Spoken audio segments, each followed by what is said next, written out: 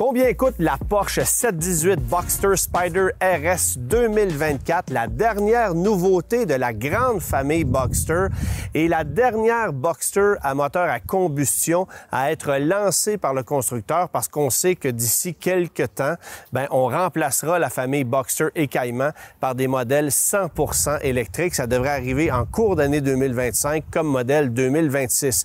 La bonne nouvelle, c'est que la 718 Boxster n'en est pas à sa dernière année de commercialisation. On la conservera aussi pour 2025, mais c'est en cours d'année 2025 que les modèles seront appelés à disparaître pour être remplacés par des véhicules électrifiés. Alors, en attendant, on lance cette dernière version de la 718 Boxster. Évidemment, c'est l'équivalent de la Porsche Cayman GT4 RS, même motorisation. La plupart des éléments mécaniques sont repris ici, mais on a décidé de lui donner une vocation un peu distincte par rapport à la 718 Cayman GT4 RS parce que ça ne sera pas une voiture exclusive pour du circuit, une décapotable. On n'utilise pas ça pour un circuit. Alors, on a modifié quelque peu la suspension, quelques éléments au niveau de la direction pour en faire une voiture plus conviviale sur la route. Alors, une suspension qui est évidemment très ferme, qui est ajustable selon le mode de conduite, mais qui est légèrement plus adaptée à la conduite sur route. Alors, une suspension qui pardonne un peu plus, bien qu'il n'y ait aucun roulis sur cette voiture-là. C'est assez fascinant de voir à quel point cette voiture-là est stable et demeure extrêmement agile sur la route.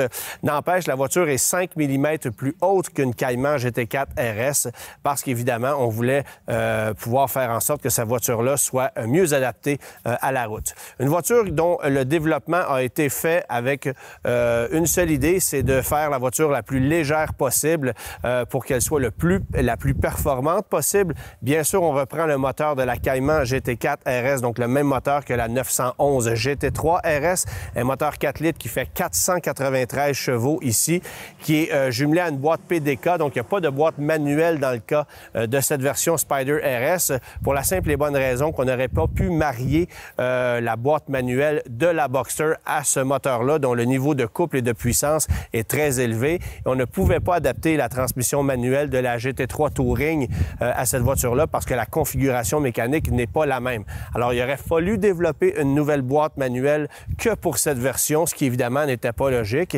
Et ça aurait été intéressant parce qu'évidemment, on aurait pu sauver tout près de 25 kilos en lui graffant une boîte manuelle, mais malheureusement, ce n'est pas le cas. Donc, la voiture, au total, fait 1410 kilos, ce qui est une voiture très légère. Elle est 40 kilos plus légère que la 718 Boxster Spyder régulière, mais le tour de force, c'est qu'elle est 5 kilos plus légère que la Cayman GT4 RS, même s'il s'agit d'une décapotable. Normalement, évidemment, les décapotables sont plus lourdes parce qu'on renforcit les structures, mais ici, on a réussi à en faire une voiture plus légère qu'avec la Cayman GT4 RS. Et si vous retirez le toit de la voiture qui, lui, pèse 8 kilos supplémentaires, vous sauvez un autre 8 kilos, évidemment, en retirant le toit, qui est évidemment un toit 100% manuel. Donc, une voiture de performance ultime. Évidemment, c'est offert en édition limitée, mais il n'y a pas de chiffre précis sur la production et la quantité d'unités qui arriveront sur le marché canadien.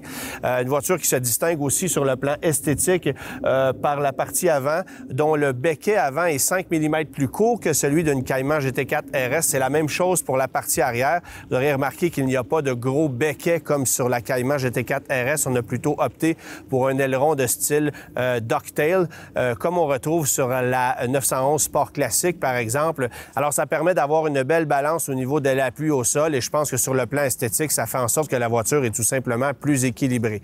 Évidemment, il y a différentes options que vous pouvez choisir sur cette voiture-là. Dans le cas qui nous concerne, on n'a pas le YSAC Package, mais c'est un groupe d'options qui vient ajouter davantage d'éléments de fibre de carbone sur la voiture. Le look est un peu plus distinctif également. Évidemment, il y a un grand choix de couleurs disponibles. Vous pourriez choisir la couleur de votre choix, mais sinon, vous pouvez choisir parmi 118 couleurs qui sont offertes par Porsche ou encore arriver avec votre teinte si vous désirez le faire. Sachez cependant que si vous choisissez votre propre teinte, la production pourrait être complexe. Racetex. Et évidemment, il faudra faire vite pour commander ce genre de produit-là parce que le délai de production est quand même assez long. Et comme on risque de terminer la production de ces modèles-là en cours d'année 2025, en début d'année 2025, ça ne laisse pas beaucoup de temps. Alors, une voiture qui sera clairement exclusive, mais en attendant, un petit tour sur la route pour aller voir ce qu'elle a dans le ventre. On se trouve actuellement dans les Alpes Souades,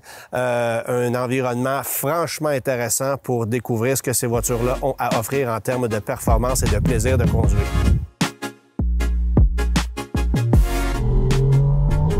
Alors, je le disais un peu plus tôt, la voiture, c'est 1410 kg pour une puissance de 493 chevaux. Alors, une puissance qui est phénoménale compte tenu du poids de la voiture. Le comportement de la Spyder RS diffère passablement de la Spyder régulière, même si là aussi c'est une voiture d'exception. Les jantes sont plus légères, la voiture est plus assise au sol, il y a plus de puissance, évidemment, c'est 493 chevaux et encore une fois, c'est 40 kilos de moins au niveau de la conduite. Alors, ça paraît énormément dans le comportement de la voiture. Il y a un bouton pour faire sonner la mécanique encore davantage, mais je vous avoue que le système d'échappement est déjà extrêmement sonore. Dès qu'on appuie, vous l'entendez, c'est très, très, très bruyant. Et ça monte à 9000 tours minute. Alors, c'est une voiture extrêmement performante. Ça sonne énormément, c'est pas ce qu'il y a de plus discret, mais la précision de la direction, la solidité structurelle et le plaisir qu'on ressent à conduire cette voiture-là, surtout dans des routes sinueuses comme celle où je me trouve présentement, c'est carrément fantastique. Non seulement on a une mécanique d'exception, mais la transmission fait un boulot incroyable. On peut évidemment passer les vitesses manuellement avec les paliers derrière le volant. Et vous allez jouer bien sûr avec les modes de conduite, mais il n'y en a qu'un seul en fait. Vous allez embrayer le système PDK Sport pour une gestion de la transmission qui est encore plus agressive, sinon raffermir la suspension. Mais c'est une voiture sport d'emblée. Alors ne cherchez pas de mode confort ici, il n'y en a pas vraiment. Quoique lorsqu'on roule en mode régulier, je vous avoue que la suspension est quand même capable de pardonner légèrement, un peu plus qu'avec une Cayman GT4 RS, ça c'est certain.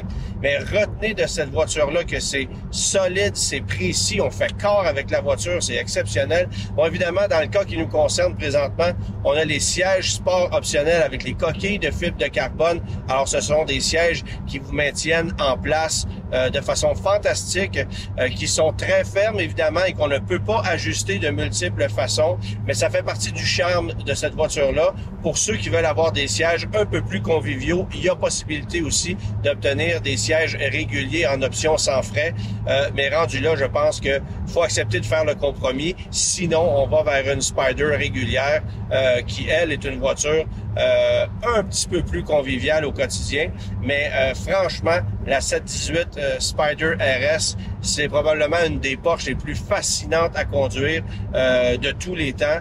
Je vous dirais qu'en termes de comportement, d'équilibre, de facilité de conduite aussi, c'est vraiment une voiture fantastique. La GT4 RS est encore plus impressionnante, mais destinée à la piste. Alors, ça demande encore un peu plus de compromis. Ici, bien évidemment, on a aussi le plaisir de pouvoir rouler à ciel ouvert, ce que je fais pas présentement parce que la météo n'est pas particulièrement clémente aujourd'hui, mais n'empêche, c'est vraiment une voiture d'exception. Alors, évidemment, la Boxster Spyder RS, c'est une voiture dont l'agilité est exceptionnelle, voiture propulsée, donc ça aussi, ça fait partie du plaisir de la machine. Mais pour ceux qui aiment les chiffres, tenez-vous bien, 0-100 km/h avec le départ canon, c'est 3,4 secondes. 10,9 secondes pour le 0-200 km/h et 304 km/h en vitesse de pointe. Alors, c'est très, très sérieux comme performance. Évidemment, Porsche ne recommande pas de pousser la voiture à sa limite question de sécurité parce que c'est une décapotable, mais à tout le moins, la voiture est capable de le faire.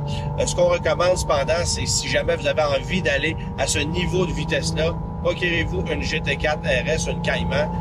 C'est le genre de voiture dans laquelle on se sentirait un peu plus en sécurité parce que une capote de toile comme ça, c'est pas nécessairement ce qu'il y a de plus rigide. Évidemment, du reste, le cockpit de la voiture demeure essentiellement le même que celui d'une Boxster régulière avec une finition qui lui est propre.